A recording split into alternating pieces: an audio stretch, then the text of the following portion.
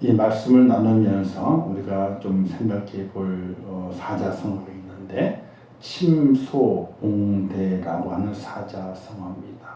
이 뜻은 뭐냐면요, 작은 바늘을 큰 몽둥이라고 우기는 것, 이것을 침소봉대라 이렇게 말합니다. 침은 바늘 침자죠. 소자는 작을 소자가 되고, 봉은 이제 나무, 빈 작대기, 몽둥이 작대기를 말하게 되고, 대는 클대자 해가지고 작은 바늘을 큰 몽둥이라고 우기는 그 모습을 침소봉대라 이렇게 말하게 됩니다. 이 침소봉대가 일어나게 되는 원인은 뭐냐면요, 보지도 못하고 듣지도 못하고 잘 알지도 못하면서 막무가내로 자기 주장을 우기게 될 때에, 옛날에 이런 말이 있어요. 미국에 갔다 온 사람이 있고 미국에 안 갔다 온 사람이 서로 이야기를 하게 됐습니다. 누가 이겼어요? 미국에 안 갔다 온 사람이 이겼어요. 미국에 갔다 온 사람은 한 지역밖에 둘러보지 못했기 때문에 전체가 아는 게 아니거든요. 안 갔다 온 사람은 한 지역을 잘 모르지만은 우기는 데는 선수라. 그래서 자기가 들은 풍어를 다 기억하고 있다가 그것 가지고 미국이 이렇더라 라고 우겨버리게 되니까 한 곳만 갔다 온 사람이 기가 죽어가지고 자기가 정말 보고 왔는데도 불구하고 미국에 대해서 이야기하게 될 때에 지고 말았다 이런 이야기들이 있거든요. 대충 듣고 대충 보고 대충 안 것 가지고 자기만이 모든 것을 다 아는 것처럼 고집 부리면 안 되는데 그와 같은 일이 너무나 많이 있다는 사실입니다. 그래서 우리가 이 땅에 살아가게 될 때 잘 들어야 되고 또 분명하게 봐야 되고 또 잘 분명히 깨달아야만이 우리가 바른 것을 볼 수 있다. 그래서 이런 말이 있지 않습니까? 어떤 사람이 이제 눈을 가리고 이제 코끼리를 만지게 했어요. 한 사람은 코를 만지게 해주고, 한 사람은 귀를 만지게 해주고, 한 사람은 다리를 만지게 해주고, 한 사람은 꼬리를 만지게 해줬어요. 그리고 코끼리에 대해 설명하라 그랬더니 다 각각 코끼리를 설명하게 되는 거예요. 자, 눈을 가렸기 때문에 제대로 보지 못하죠. 그저 자기가 만지는 것에 의지해서 자기가 내가 코끼리를 이렇다, 코끼리는 이렇게 생겼다 라고 말할 수 있는 것 뿐이지 정확하게 코끼리를 본 것이 아니기 때문에 설명을 그것밖에 못하게 되는 것입니다. 우리가 이 땅에 살아가게 될 때에 우리는 모든 것들을 바라보게 되면서 잘 봐야 되고 잘 들어야 되고 또 그것을 잘 보고 들은 것을 잘 깨맞추어서 깨달아서 정말 내가 무엇을 보고 있는지 또 내가 어떻게 행해야 되는지 하는 것들을 잘 결정할 수 있는 그런 은혜로움이 우리에게 필요하다 하는 겁니다. 특별히 믿음의 사람은 육의 눈도 가지고 있지만은 또 하나의 다른 눈을 가지고 있어야 됩니다. 바로 영의 눈이라. 육의 눈도 있어야 되지만 영의 눈을 가지고 하나님께서 나로 하여금 보여주시는 것, 깨닫게 하시는 것, 그것을 정말 잘 깨달아서 하나님이 기뻐하시는 그 자리에 우리가 세워지게 될 때에 그가 온전하게 성도라 이렇게 말할 수 있게 되는 것입니다.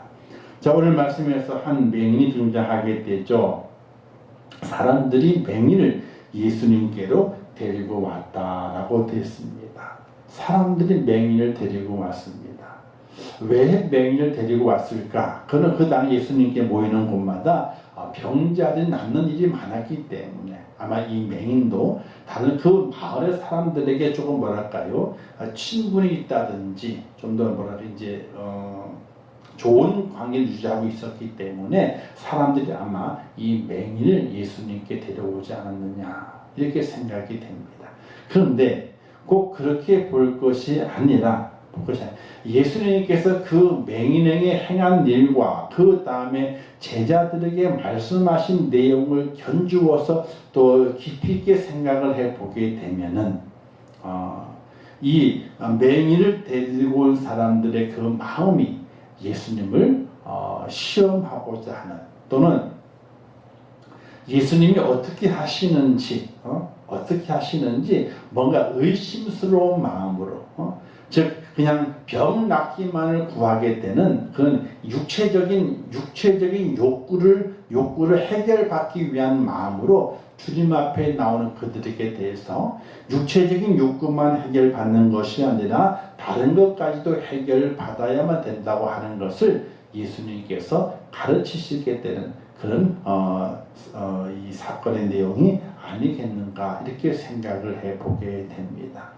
사람은 육의 문제가 있죠. 병이 걸립니다. 쇠약해지게 되죠. 노쇠하게 됩니다. 그러면 힘이 빠지게 되고 뭔가 이상이 생깁니다.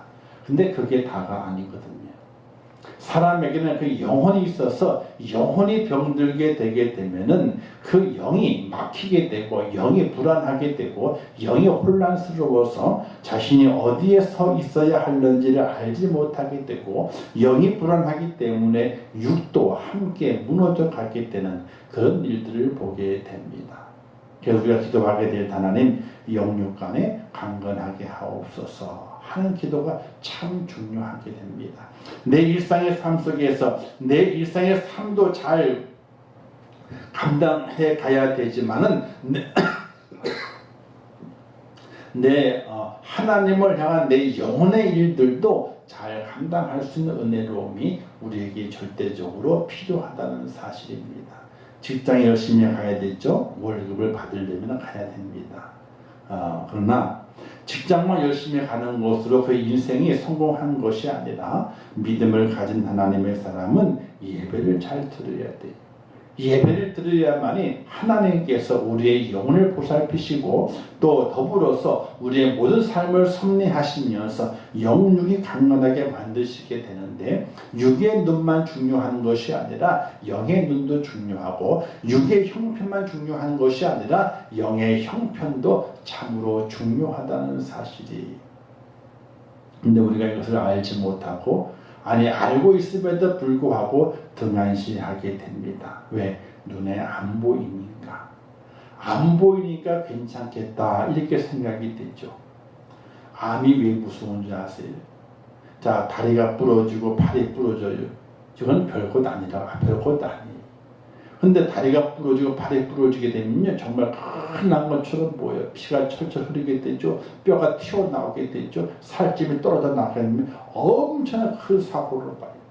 근데 그 사고는 눈에 보이는 것이기 때문에 금방 잡을 수도 있고 치료할 수도 있게 돼요. 근데 암은 왜 어렵냐? 눈에 안 보이거든.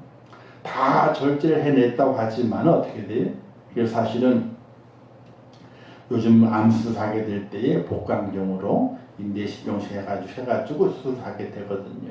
그렇게 수술하게 됨을 통해 가지고 육체적으로 힘든 것은 덜어주지만은, 그러나 재발률이 더 많이 있게 되게 되는, 개복해가지고 다 눈으로 확인해가지고 암세포 다 걷어내도 다 걷어내지 못하게 되는데, 전체를 보지 못하고 그것만 보고 나서 암세포, 그 덩어리들을 긁어내기 때문에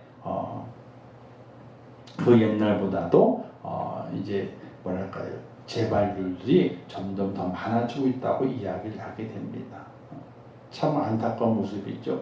육체의 힘을 덜어주기 위해서 개복하게 되면은 육체의 힘이 엄청나게 빠지거든요. 피도 많이 흘리게 되고 또 회복하는데 시간이 오래 걸리기도 하고. 왜? 이 살이 다 아물어야 되니까. 이 아물고 난 다음에 또 치료가 또 들어가야 되기 때문에 여러 가지 많이 손해 보기 때문에 개복하지 않고 수술을 많이 하게 됩니다. 그러나 전체를 열어보지 않고 눈으로 확인하지 않고 그냥 그 속에 집어넣은 카메라 가지고 확인한 다음에 수술을 끝냈을 때에 어려움이 더 많이 올 수 있다, 이렇게 이야기를 하게 됩니다. 어쨌든 사람들이 맹인을 예수님께 데리고 왔죠. 그리고 손을 떼어서 안수해 주시기를 구하게 됩니다. 그냥 말씀만 하는 것이 아니라 손을 대서 어떤 행위를 해가지고 이 맹인을 고쳐주기를 원하게 됩니다. 근데 이 일반적으로 예수님께 손을 대시는 경우는 거의 없었거든요. 거의 없습니다. 그냥 말씀으로만 치료하시고 말씀으로 끝냈지 손을 대서 안수하고 어린아이들 왔을 때 하나님 주님께서 손을 얹고 안수기도 축복기도 해주셨지만은 병 낫기를 구하게 될 때 안수해서 기도한 적이 거의 없습니다. 근데 오늘 말씀의 사람들이 안수하여 기도해 달라 이렇게 요청을 하게 됩니다. 그러자 예수님께서 그 맹인의 손을 잡고 마을 밖으로 나가셨어요. 마을 밖으로. 왜 마을 밖으로 나가셨는지 그 이유는 알 수가 없습니다. 다른 많은 사건들의 행동보다 특이한 사건이 오늘의 사건이에요. 그 자리에서 해결 보시지 아니하시고 그 맹인을 끌고서 마을 밖으로 나가시게 되는 거예요. 왜 그러셨는지 알 수가 없어요. 어쨌든 그렇게 나가셔서 눈에 침을 뱉으시며 그에게 안수하시고 눈을 고쳐주셨다. 이렇게 성경에 기록이 되어 있습니다. 자, 이렇게 맹인을 고친 다음에 예수님께서 그 맹인에게 묻는 그 물음 속에서 그 맹인을 고치시면 우리에게 알려주시고자 하는 그 영적 의미가 담겨져 있는 것을 보게 됩니다. 이렇게 물으시게 되죠. 무엇을 보느냐 이렇게 묻죠. 예수님께서 벳세다의 맹인에게 안수하시고 물으셨습니다. 무엇이 보이느냐? 이때 맹인이 대답합니다. 그러니까 첫 번 안수가 끝난 다음에 맹인에게 물은 거예요. 무엇이 보이느냐? 예, 사람 같은 것들이 보입니다. 근데 그 사람이 나무처럼 나무 같은 것들이 휘휘 걸어다니는 것.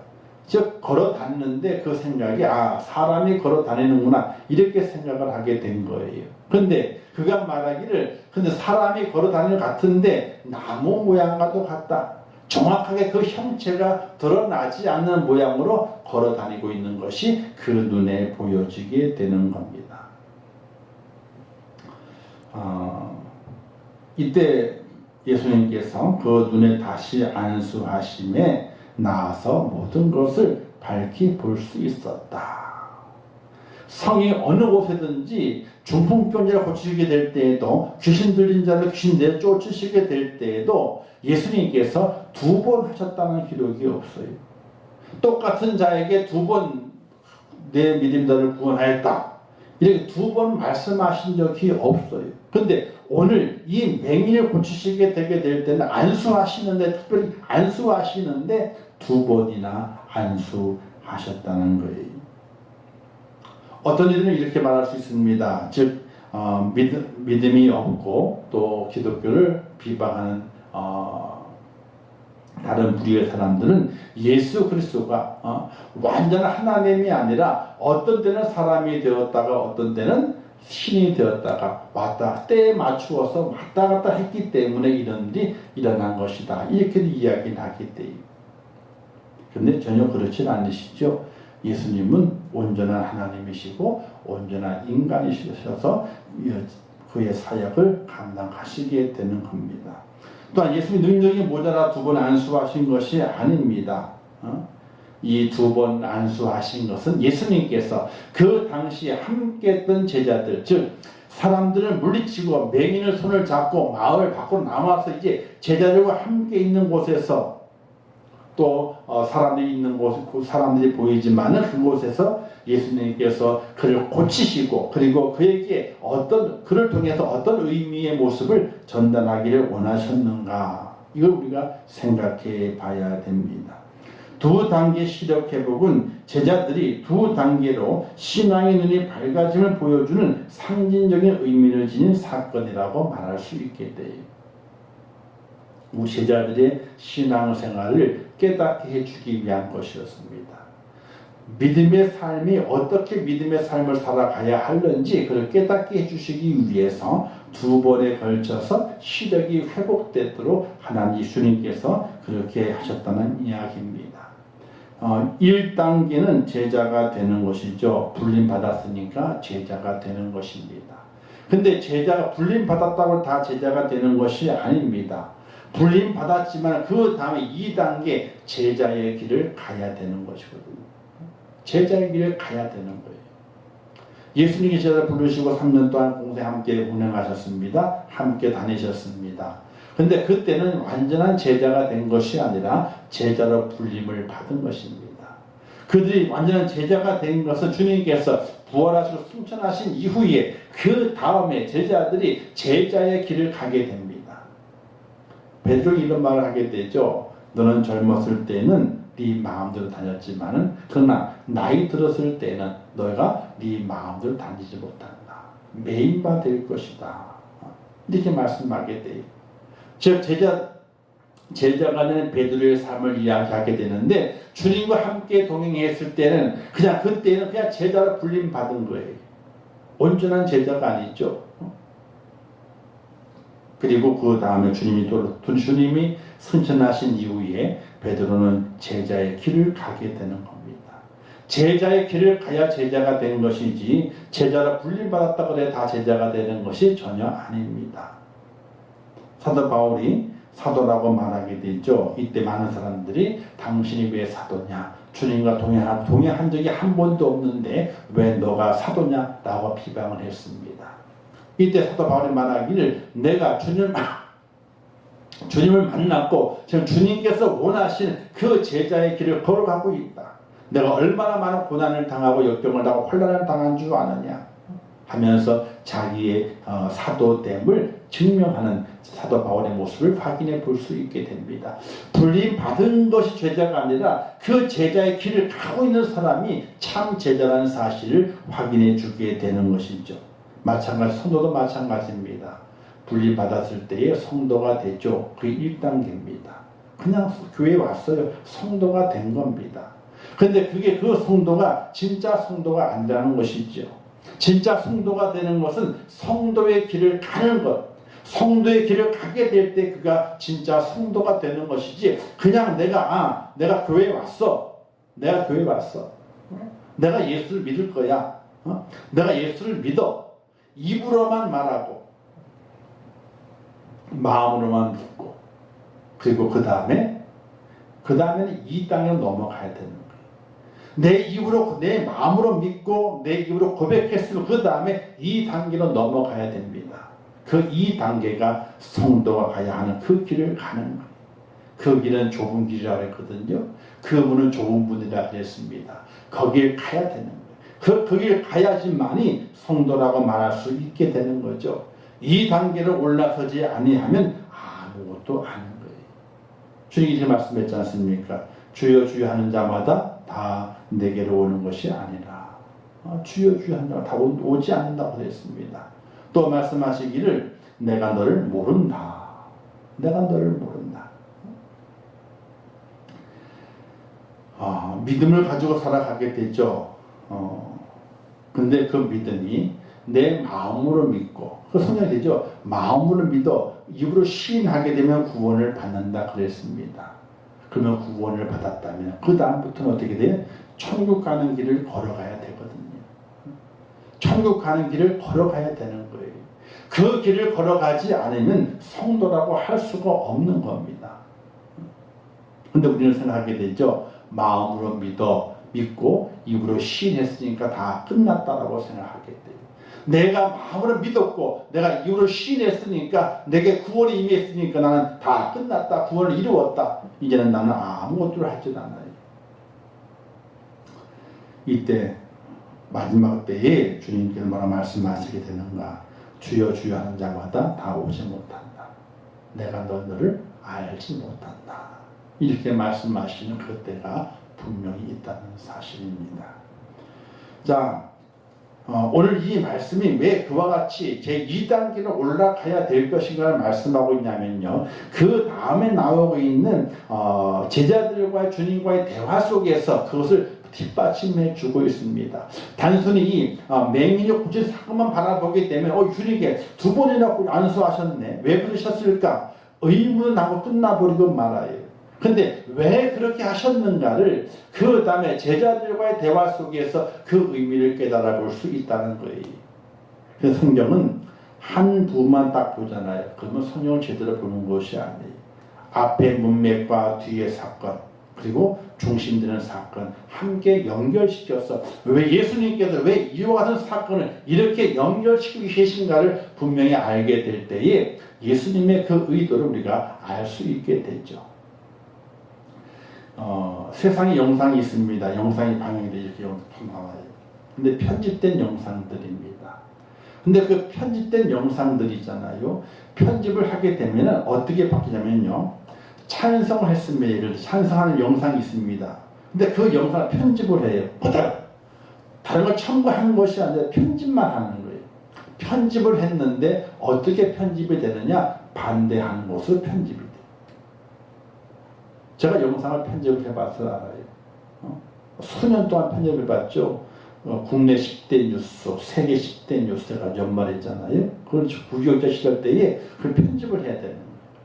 근데 편집하다 보게 되니까 앞뒤를 바꿔버리게 되니까 찬성이 반대가 되고 반대가 찬성이 돼버리고 말아요.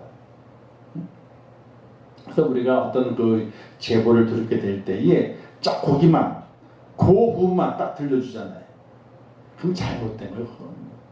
전체 문맥과 그 당시의 분위기와 상황 이게 다 맞춰져 가지고 어떤 의미였는지를 얘기해 줘야 되는데 그 말 한마디만 딱 드러내 가지고 옮겨와요.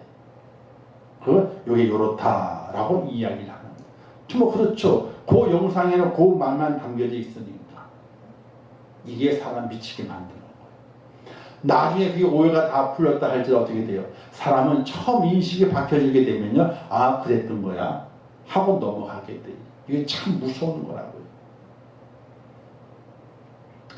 자, 그래서 성경을 바라보게 될 때도 어느 한 부분만 바라보는 것이 아니라 앞뒤의 문맥을 잘 살펴서 이 앞에 있는 사건을 뒤에가 받쳐주고 설명해주고 그 사건의 의미를 보충해주고 있다고 하는 것을 우리가 깨달아 갈 수 있어야 되는 거예요.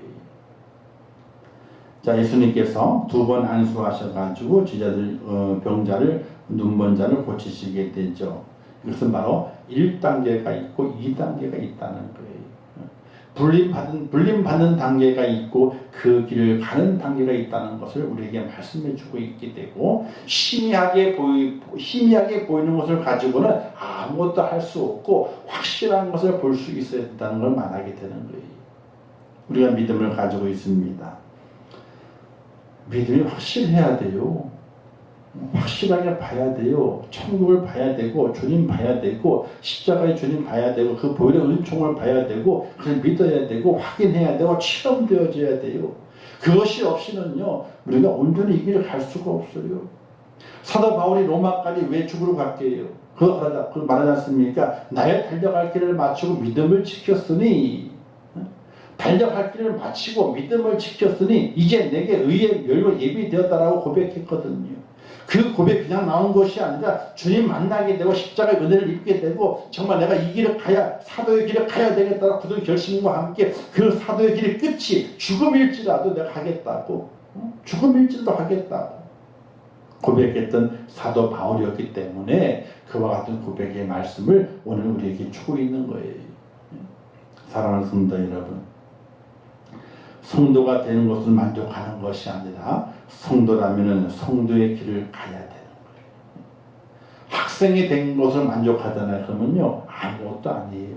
학생이 가야 할 그 길을 가야 되는 거예요. 그 길을 가야 되는 거예요. 그래 진짜 학생이죠. 자, 예수님께서 그 다음에 베드로와 제자들과 함께 이야기를 나누시며 길에서 제자들이 물어요. 뭐라고 묻냐면 너희는 나를 누구를 아느냐라고 물어요. 마태복음 좀 길게 나와 있지만 여기 마가복음 짧게 나와 있죠. 베드로가 말하죠. 주는 그리스도이십니다. 이렇게 고백을 하게 됩니다. 그런데 그리스도라고 고백했을 때에 주님께서 뭐라고 말씀하시게 됐냐면은 나는 고난을 받을 거야. 그리고 고난 받고 나서 죽임을 당할 것이야. 그리고 사흘 만에 나는 다시 살아나게 될 것이야. 자기의 고난과 죽음과 부활을 예고하시게 돼요. 그러면서 후에 지자들 불러 모으셔서 말씀하시기를 누구든지 나를 따라오려거든 자기 십자가를 지고 나를 따를 것이라. 자기를 부인하고 자기 십자가를 지고 나를 따라야 된다. 이렇게 말씀하게 돼요. 예수님을 따라가려거든. 십자가 천국, 주님께 그 천국을 따라가기 위해서는 자기를 부인하고 자기 십자가를 지고 가야만 한다는 것을 말씀하게 돼요. 근데 누가복음 보게 되면요, 누가복음 14장 말씀에서 14장 45절 46절 이렇게 말씀했습니다. 자기 부모와 처자와 형제와 자매와 및 자기 목숨까지 미워하지 아니하면 능히 제자가 되지 못하고 자기 십자가를 지고 나를 쫓지 않는 자도 능히 나의 제자가 되지 못하리라. 자, 제자가 되는 길은 어떤 길이냐? 부모와 처자와 형제와 자매와 자기 목숨까지 미워하지 아니하면은 제자가 못 된대요. 제자가 못 된대. 이 제자는 그냥 제자가 아니라 오늘의 성도 전부를 다 제자라고 말하게 됩니다. 진정한 성도가 되기 위해서는 바로 부모와 처자와 형제와 자매와 자기 목숨까지도 미워하지 아니하면은 성도가 되지 못한답니다. 그리고 자기 십자가를 지고 나를 쫓지 않는 자도 능히 나의 제자가 되지 못한다. 자기 십자가가 있어요. 짊어지고 가는 십자가가 있어요. 목사에게는 목사의 십자가가 있고, 장로에게는 장로의 십자가가 있고, 집사에게는 집사의 십자가, 권사에는 권사의 십자가가 있어요. 그 십자가를 달게 지고 가지 않으면 제자가 안 되는 거예요. 십자가가 무겁다고 팽개쳐 버리게 되면, 스스로 팽개쳐 버리게 되면 제자가 되지 못하는 거예요. 근데 우리 오늘 성도들이 그걸 잘 몰라요. 아니, 많이 들었음에도 불구하고 별로 그렇게 예민하게 반응하지 않아요. 그걸 염두에 두지 않아요. 내가 지금 무엇을 지고 가야 할는지 그걸 알지 못해요. 아니, 알고 있음에도 지고 가지 않는 것에 대해서 그렇게 별반 죄책감을 같이 갖고 살아가지 않아요. 그냥 어떻게? 마음으로 믿어 입으로 시인하면 구원받겠지. 마음으로 믿어 입으로 시인하면 구원받겠지 하는 생각으로 위로를 받아요. 위로를 받아요. 그리고 어떤 말을 하게 되는데 이런 말을 하게 되죠. 예수님께서 이제 잡히신 날 밤에 감난산에서 기도하시게 될 때에 땀방울이 핏방울이 되었다라고 말했습니다. 제자들이 많이 피곤했어요. 주님 같이 기도하자 했는데 다 졸고 자고 있었거든요. 이때 주님이 이렇게 말씀하시게 돼요. 마지막에 마음은 원이로되 육신이 약하도다. 이렇게 긍휼하게 여기시게 돼요. 근데 그걸 오늘 우리는 이 시대에 우리가 사용을 해. 예수님께서 나를 바라보시게 될 때에 피곤하고 힘들고 어려워서 긍휼을 베푸시면서 너가 마음은 온유로되 육신이 약하구나. 주님의 위로의 말이 전해져야 되는데 그걸 반대로 우리가 얘기를 해. 우리가 뭐라고? 주님 마음은 온인데요. 제 육신이 약해요. 주님이 말씀하셔야 되는데 내가 그 이야기를 하게 돼요. 내가 그 얘기를 하게 돼요. 뭔가 잘못됐어요. 뭔가 단추를 잘못 끼고 있어요.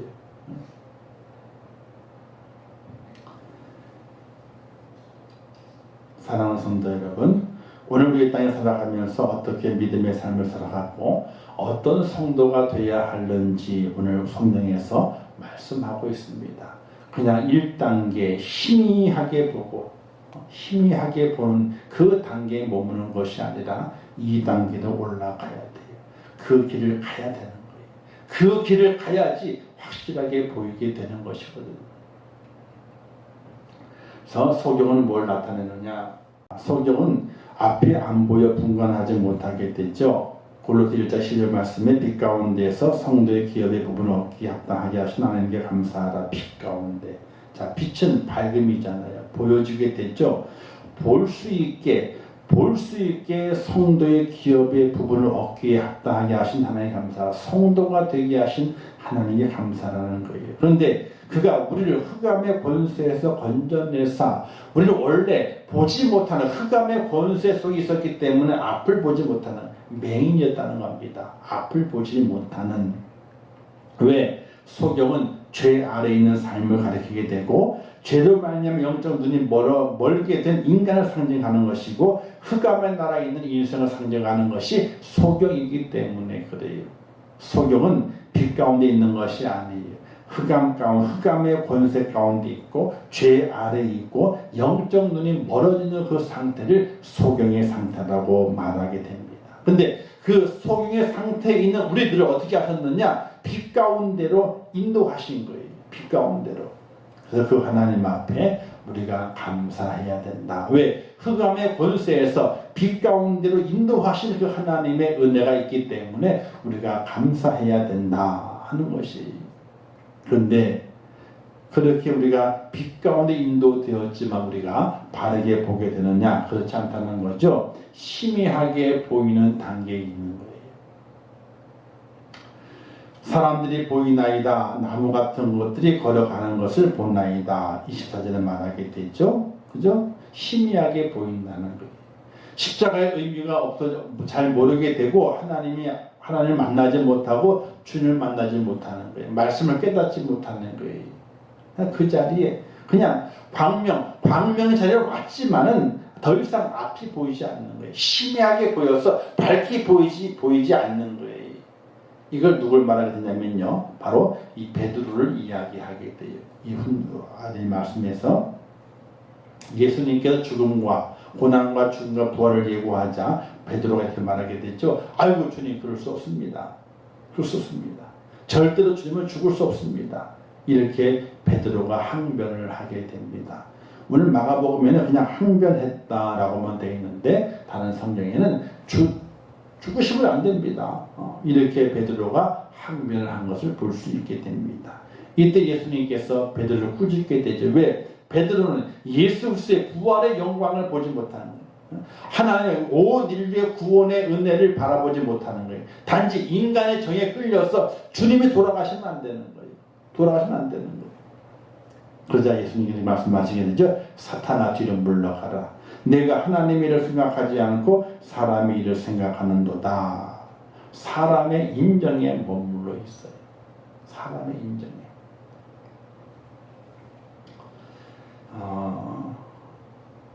천국을 바라보지 못하게 되면요. 우리가 인정에 끌려요.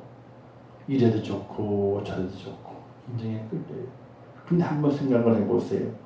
사람이 물에 빠져 죽어가고 있는데 그 사람을 붙잡아가지고 끌어올려야 되는 거예요.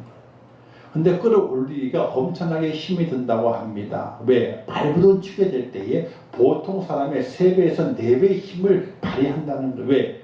죽음의 직전에 있기 때문에 그 힘이 엄청나게 세다는 거예요. 그래서 그 바깥에서 사람을 끌어올리려 해도 잘 끌어올리지 않는답니다. 그러면 끌어올리지 않는다가지고 아이고 못 힘들어 하고 놔버려요. 그렇죠. 다른 내가 생판 모르는 사람이라 그렇게 할 수 있습니다. 근데 내가 아는 사람이요. 내가 사랑하는 사람이요. 그러면 그렇게 할 수가 없죠. 그럼 그때 어떻게 하느냐? 주어 팬됩니다. 기절을 시켜가지고 주어 패서 기절을 시켜가지고 그걸 끌어버리고 집어낸다는. 왜? 기절하게 되면 발부동을 치지 않으니까 그렇게 집어온다는 거예요. 사람의 인정에 머물려서 기절시키지 못하게 되면 그 발부동 치는 것 때문에 함께 거기에 빠져 들어갈 수 있기 때문에 그런 것이. 베드로는 주님의 그것을 확실히 보지 못했습니다. 그런 말미암아 항변하게 됐죠. 희미하게 봤기 때문에 주님의 고난과 죽음과 십자가의 그 죽으심과 그리고 부활의 그 의미가 무엇을 이야기하고 있는지 무엇을 보여주고 있는지 베드로가 보지 못한 것이. 그래서 주님을 죽을 수 없다라고 말하게 된 거죠. 뭐에 의해서? 사람의 인정에 끌려서. 어떻게 주님이 죽냐 이거지. 죽을 수 없다는 거지.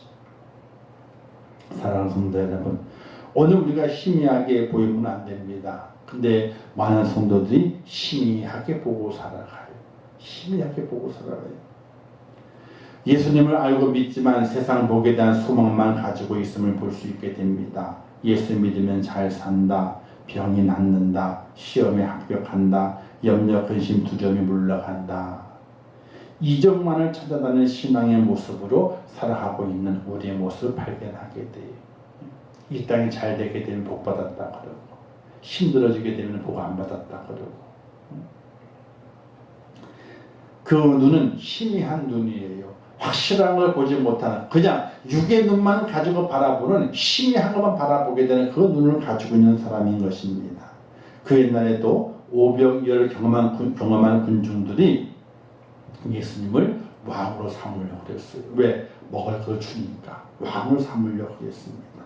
또 병고침을 보고 많은 사람들이 모여들어서 병고침의 기적을 구경하고 또 병고침 받으려고 많은 사람들이 모여들었어요.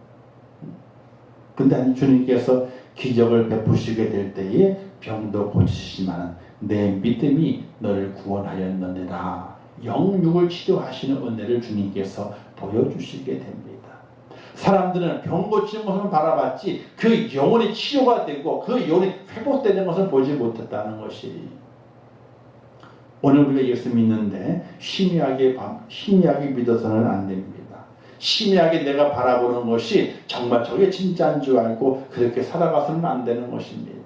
희미한 걸 보는 것이 아니라 눈을 밝히 떠서 밝음을 통해서 정확하게 볼 수 있는 그 은혜로움이 우리에게 절대적으로 필요하다는 사실입니다. 밝히 보이는 단계가 있습니다. 25절 보게 되니까 그가 주목하여 보니 모든 것을 밝히 보는지라. 능력의 신앙이란요, 순환의 신앙이라고 말할 수 있어요. 이런 말이 있지 않습니까? No cross, no crown. 십자가 없이는 면류관이 없다. 십자가는 순환이거든요. 고난입니다. 고난과 순환, 이것이 없이는 면류관, 구원이 없다고 하는 것을 우리에게 말씀해주고 있는 것이거든요. 마가복음 10장에 보게 되니까 하는 부자 청년이 와가지고 주님께 묻습니다. 어떻게 영생을 얻으리까라고 묻게 됐죠. 이때 주님께서 하나님의 말씀 십계명을 잘 지켰느냐 물읍니다. 그러자 그 청년이 말하기를 예, 그것을 어려서부터 잘 지켰습니다, 이렇게 말했어요. 근데 주님께서 그래, 네 말이 옳다. 그런데 너가 한 가지 하지 않은 것이 있다. 이것을 해야 된다. 너희 있는 재산 다 팔아서 가난한 자 나눠주고 너는 나를 쫓아라. 나를 쫓아라. 근데 그 청년이 돌아갔습니다. 그 이유는 부자인고로 돌아갔다 그랬습니다. 그 청년 생각했습니다. 그냥 주님 만나서 말씀만 나누게 되면은 영생에 대한 답을 얻는 것을 생각했습니다. 답만 얻으면 된다고 생각했거든요. 근데 주님께서는 답만 얻은 것이 아니라 그 길을 가야 된다라고 말합니다. 순환의 길, 고난의 길을 가야 된다, 이렇게 그에게 말씀했는데 그는 어떻게 했습니까? 근심하고 돌아갔더라, 이렇게 말씀하고 있습니다. 말씀으로 인해 환난이나 핍박이 오는 때에는 다 도망치고 없었던 제자들의 모습을 바라보게 됐죠. 주님과 함께 기도하러 올라갔지만 기도하지 않고 잤던 제자들.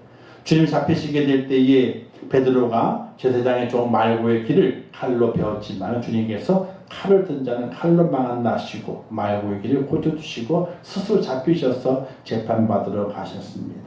그 후에 주님의 순환의 모든 시간 속에서 불불이 다 흩어져 버리고 맙니다.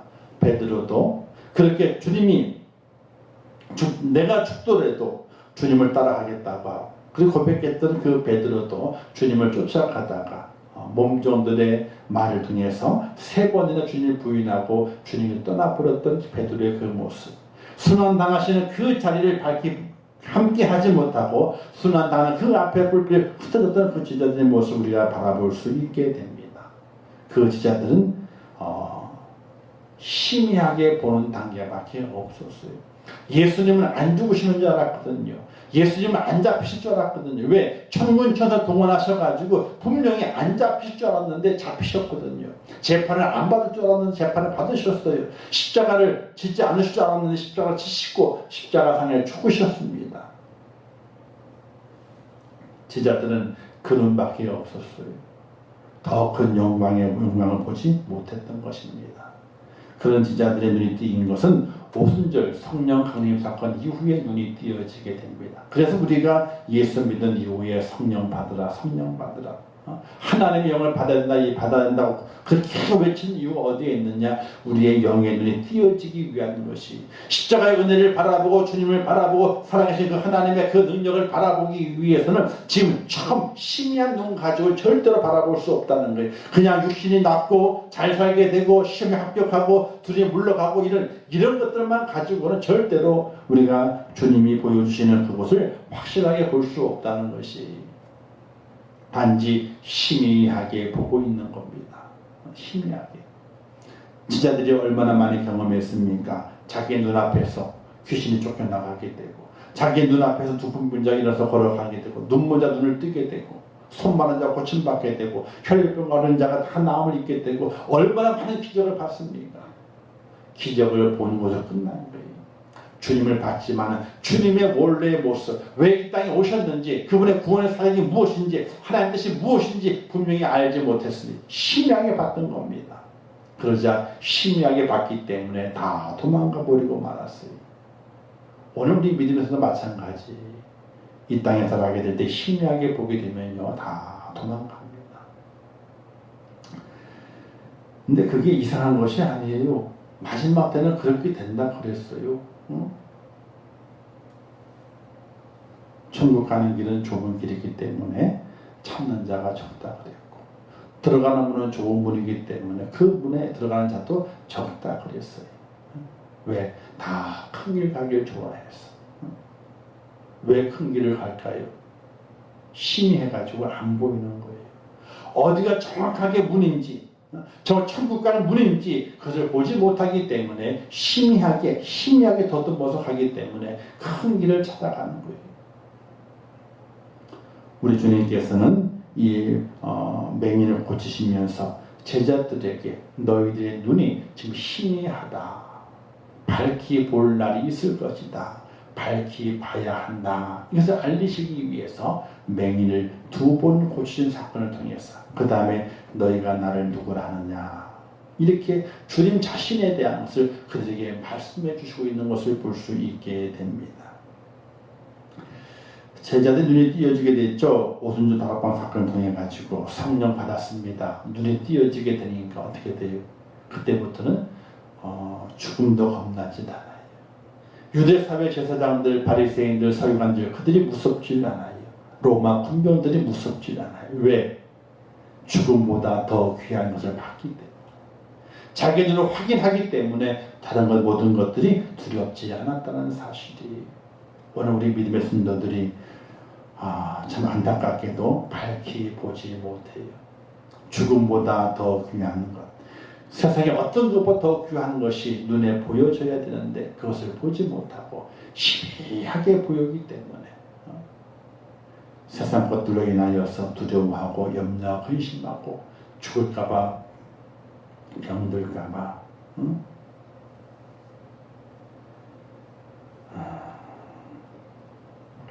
가슴 졸이며 살고 있는 성도들 삶의 모습이 참으로 안타까울 때가 많이 있어요. 아무리 조심해도 암 걸리거든요. 아무리 조심해도 교통사고 나거든요. 아무리 조심해도 코로나 또 걸리거든요. 백신을 맞다가 죽거든요. 하나님의 모든 것이 다 하나님의 섭리 속에 있는 거예요. 우리가 그것을 보고 내가 암이 걸려도, 내가 교통사고를 나도, 내가 확진돼서 어려움을 당해도, 내가 주사를 맞다가 죽음을 만나도 우리는 아무 상관이 없어요. 왜? 우리가 소망하고 우리가 바라는 것은 이 땅에 있는 것이 아니라 내 눈에 성령의 은혜로 보여주시는 그 하나님의 나라가 내게 밝히 보이기 때문에 그 날 향해서 힘있게 달려갈 수 있는 성도의 모습이 되어야 되고, 그 나라를 확실하게 볼 수 있는 은혜로움이 우리에게 있어야 되고, 성령의 충만함에 이끌림을 받는 축복되는 성도가 되어야 되는데, 오늘의 성도들이 그렇지 않다는 사실이, 그냥 희미하게 보고 다녀요. 보긴 보이죠. 걸어는 다닙니다. 희미하게 보고 다녀요. 그냥 잘된 데더라, 복 받는 데더라, 좋은 일이 생긴 데더라, 그냥 그것만 보고 다니는 거예요. 그것만 보고 다녀요. 자, 결론을 보겠습니다. 주시는 교훈은 뭐냐? 성도는 영과 육의 눈이 밝아야 삽니다. 육의 눈도 밝아야 되죠. 세상 보는 눈이 있어야 돼요. 세상 보는 눈이. 근데 세상 보는 눈이 없어요. 믿는 사람들이. 참 안타까울 때가 많이 있어요. 그 영의 눈도 밝아야 되죠. 세상 보는 눈만 있으면 안 되고 영의 눈도 같이 있어야 돼요. 1단계 신앙에 머무르는 것이 아니라 2단계 신앙으로 성숙되어져 가야 돼요. 심의하게 보는 단계에서 머무르면 안 되는 거예요. 심의하니까, 심의하게 보이니까 확신이 없는 거죠. 심의하게 보이니까. 정확하게 딱 보이게 되면요. 아무 상관도 없어요.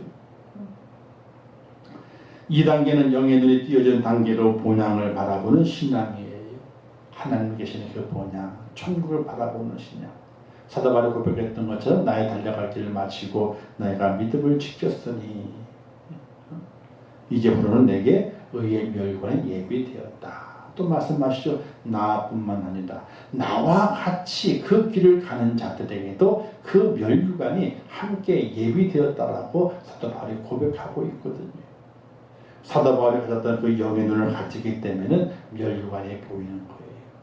멸관이 보이게 되면요, 우리는 세상 모든 것들에 아무 두려움과 염려가 없는 거예요. 이 땅에서 가장 불쌍한 사람은요, 돈이 없는 사람이 아니에요. 가장 불쌍한 사람은 병든 사람이 아니에요. 가장 불쌍한 사람은 화상을 당해가지고 온 사지가 마비가 된 사람이 불쌍한 사람이 아니에요. 가장 불쌍한 사람은요, 예수를 믿는다 하면서도 확실하게 천국을 바라보지 못하는 사람이 가장 불쌍한 사람이에요. 어설프게 예수 믿다가 세상 것도 못 누리고, 어설프게 예수 믿다가 하나님께도 가지 못하고. 저는 그래요. 어설프게 믿으려면은 세상 시큰 놀다가 지옥 가죠. 저는 그런 주의예요. 그런 생각 갖고 있어요. 예수 믿는 거 어떻게 그냥 흐지부지 믿다가 살아가느니 차라리 흐지부지 믿으면 이제 천국 못 가는 거예요. 교회 이름표, 교회 출석부 이름표 있다 해가지고 천국 가는 게 아니거든요. 흐지부지 믿으면 천국 못 가는 거예요. 그렇게 해서 천국 못 가는 거나 세상에 시큰 세상 구경하고 세상 놀고 다 누릴 거 누리고 펑펑 쓰고 놀고 내 맘대로 하다가 지옥 가는 거나 똑같은 거거든요. 차라리 세상에 놀다가 지옥 간 사람이 후회할 일이 없죠. 왜? 세상에 시큰 놀았으니까. 근데 어영부영 이것도 아니고 저것도 아니어가지고 교회 다닌다고 세상 못 누리고 어영부영 다녀 지옥 가게 되면요, 천국도 못 가지 세상도 못 누리지. 얼마나 손해입니까? 우리가 생각을 깊이 해보게 되면 알아요. 믿음을 가지고 하나님께 올인했으면, 본향 천국에 올인했으면 거기에 올인을 해야 되는 거예요. 그래야지 내게 보람도 있고 기쁨도 있고 주님 앞에 갔을 때 자랑할 것이다. 자랑할 것이 있거든요. 마지막에 영의 눈이 띄어야지 주님 가신 길이 보입니다. 주님 가신 길이 보여야만이 제자가 되는 거예요. 성도가 되는 거예요. 그 길이 안 보이면요, 제자가 될 수도 없고 성도가 될 수가 없어요. 주님께서는 이 맹인을 고치시면서 제자들에게 그 길을 보여주기 위해서 그 다음에 저들과 함께 대화하신 것임을 알 수 있게 됩니다. 사랑하는 성도 여러분, 희미하게 보이는 단계를 벗어나서 밝게 보는 단계로 올라갈 수 있기를 주님의 이름으로 축원합니다. 그래서 영의 눈이 띄어져서 본향을 바라보고 주님 가신 길을 보고 그 길을 힘있게 걸어갈 수 있는, 세상에 어떤 것 두려워하지 아니하고 그 길을 힘있게 걸어갈 수 있는 그런 축복자 꼭 될 수 있기를 주님의 이름으로 축원합니다. 기도하겠습니다. 좋으신 아버지 하나님, 은혜를 감사합니다. 오늘도 말씀을 주셨습니다. 잘 깨닫게 하옵소서. 육의 눈만 가지고는 희미하게 볼 수밖에 없습니다. 희미해서는 확신이 안 섭니다. 영의 눈을 띄어져야 확실하게 보입니다. 하나님 아버지, 하나님은 나를 확실하게 보게 하시고 나의 구원을 확실하게 보게 하시고 그 길을 달려가고 있는 나를 발견할 수 있도록 은혜를 베풀어 주시옵소서. 그러나 저희들은 심의한 눈을 가지고 있어서 세상 염려, 근심, 걱정을 다 짊어지고 주님께 내게 허락해 주어주신 자기 십자가가 아니라 세상의 짐을 지고 힘들게 비틀거리며 살아가고 있지 않습니까? 저희를 붙잡아 주시옵소서. 영의 눈이 띄어지게 하시고 주님 바라보게 하시고 승리하게 하옵소서. 예수님의 이름으로 기도하옵나이다. 아멘. 하늘에 계신 우리 아버지여, 이름이 거룩히 여김을 받으시오며 나라에 임하옵시오며 뜻이 하늘에서 이룬 것 같이 땅에서도 이루어지이다. 오늘날 우리에게 일용할 양식을 주옵시고 우리가 우리에게 죄 지은 자를 사하여 준 것 같이 우리 죄를 사하여 주옵시고 우리를 시험에 들게 하지 마옵시고 다만 나께서 구하옵소서. 대개 나라와 권세와 영광이 아버지께 영원히 있사옵나이다. 아멘. 아버지 주 함께 하시고 주의 성령을 주시옵소서. 아버지 인도하시옵소서. 아버지 우리의